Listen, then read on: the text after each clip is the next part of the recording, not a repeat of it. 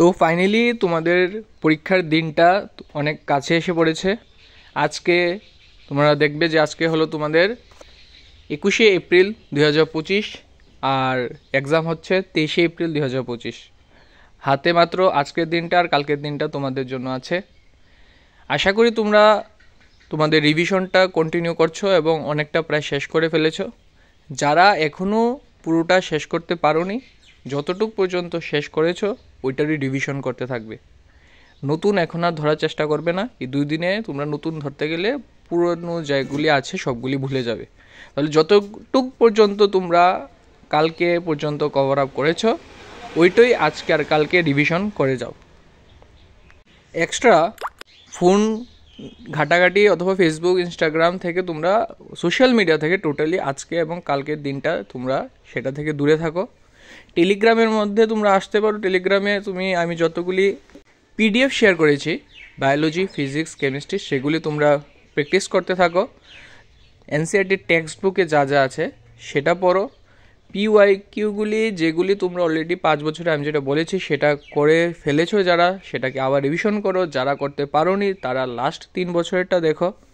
যেই মেন্স 2025 এইবারের যে জানুয়ারি সেশনটা আছে সেটার কোশ্চেন পেপারটাও তোমরা দেখে যাবে।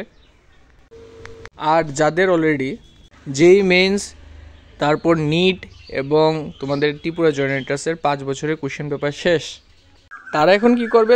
তোমরা এখন টেক্সট বুকটাকে ভালো করে প্রিপারেশন করো। সঙ্গে আরও একটু অ্যাড করতে পারো ওয়েস্ট বেঙ্গলের লাস্ট 3 বছরে ওয়েস্ট বেঙ্গল জয়েন্ট এন্ট্রান্স যেটা আছে লাস্ট 3 বছরের কোশ্চেন পেপারটা তোমরা সেটা পড়তে পারো। তাহলে কী হবে, তোমাদের সব 100% তোমরা দেখবে যে একটা কভার আপ হয়ে যাবে তোমাদের সিলেবাসটা, টপিকটা, আর ভালো করে তোমরা এক্সাম দিতে পারবে।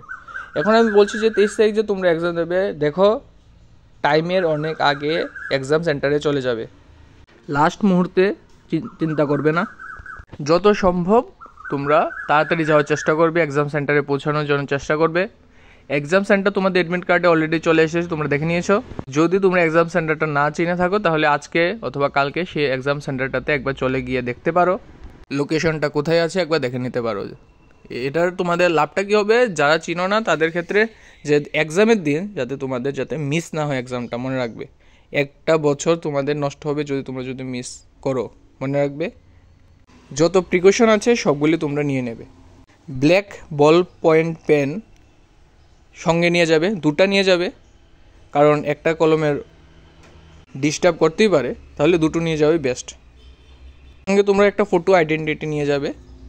আধার কার্ড হলো একটা বেস্ট অপশন তোমাদের জন্য, আধার কার্ডটা নেওয়ার চেষ্টা করবে। আর এক্সাম কমপ্লিট হওয়ার পর বাড়ি গিয়ে আমাকে তোমাদের যে কোশ্চেন পেপারটা আছে ফটো তুলে টেলিগ্রাম গ্রুপে পিডিএফ বানিয়ে দিয়ে দেবে।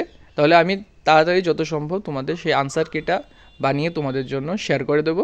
তোমরা সেই আনসার কি দিয়ে তোমরা মিলিয়ে নিতে পারবে যে তোমরা টেন্টেটিভ একটা আনসার কি দেবো আমি, সেটা তোমরা এক্সপেক্টেড তোমরা কত নাম্বার পেতে পারো, ঠিক আছে। তারপর আমি কিছু ভিডিও আনবো, সেই ভিডিওতে আমি ডিসকাস করব তোমাদের সঙ্গে যে কোন মার্কসে তোমরা কত র্যাঙ্ক পেতে পারো এবং তোমাদের মেন ইম্পর্টেন্ট সাবজেক্টগুলি, ডিপার্টমেন্টগুলি, কোর্সগুলি তোমরা অ্যাডমিশন পেতে গেলে কত র্যাঙ্ক লাগবে, সবগুলি আমি তোমাদের সঙ্গে নেক্সট ভিডিওতে ডিসকাস করে নেব। কিন্তু তোমরা এখন এক্সামটা ভালো করে দাও, বেস্ট তোমরা টার্গেট হাই রাখো, 150, 200, 250 মার্কস রাখার চেষ্টা করো। দেখো যত বেশি মার্কস পাবে তত তোমাদের হাই চান্সেস থাকবে তোমাদের veterinary, pharmacy, agriculture, TIT, CSC, civil পাওয়ার ক্ষেত্রে। বেস্ট অফ লাক তোমাদের 23শে এপ্রিল এক্সামটার জন্য। ভালো করে এক্সাম দেবে। Thank you.